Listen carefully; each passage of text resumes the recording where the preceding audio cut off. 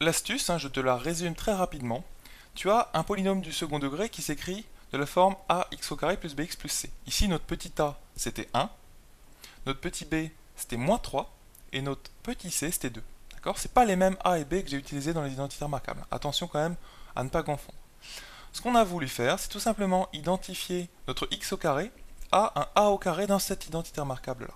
Donc a plus b au carré si tu as un plus ici, ou a moins b au carré si tu as un moins. Et là, c'est ce qu'on avait pour le terme en puissance 1, en x puissance 1. On avait un moins 3. Donc, on va essayer d'identifier le moins 3x à moins 2ab. Notre a, c'est tout simple, c'est x.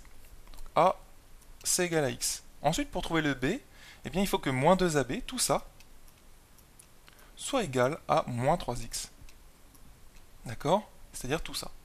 On essaie vraiment d'identifier ces deux premiers termes de ton polynôme du second degré à ces deux premiers termes ici. Tu vois?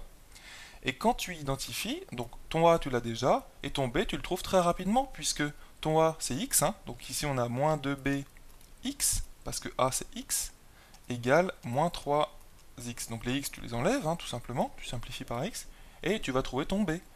Donc c'est ce qu'on avait fait, b c'est égal, en divisant à gauche et à droite par moins 2, ça vaut 3,5. Donc là tu as trouvé ton b. Ce qui fait que tes deux premiers termes, finalement, se transforment en ça, mais à b carré près, en fait. Donc, tu as ton x au carré moins 3x, qui valent bien notre a carré moins 2ab, d'accord? Donc, et a carré moins 2ab, combien ça vaut? Eh bien, ça vaut ça, moins b carré. Ok? Donc ça vaut a moins b, le tout au carré, moins b carré. Et dans notre cas, c'était tout simplement x moins 3 demi, puisque a c'est x et b c'est moins 3 demi, enfin b c'est 3 demi, le tout au carré, moins 3 demi au carré, puisque b c'est 3 demi, donc on avait trouvé 9 quarts. Et voilà, donc tu vois, tu as trouvé que ces deux premiers termes-là valent cela.